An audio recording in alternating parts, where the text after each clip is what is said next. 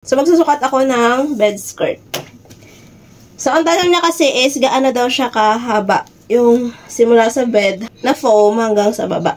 Kasi daw baka hindi magkasya sa kanyang bed kasi medyo daw mataas.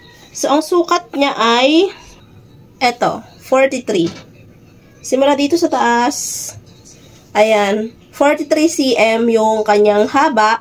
And ang lapad niya naman paikot, pa-circle. So, hindi natin yun masusukat.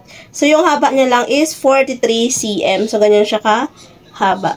Baka kasi nag-aalala kayo kung kakasya ba sa bed nyo. Ayan, sukatin nyo na lang 43 cm yung kanyang haba. From taas hanggang sa baba.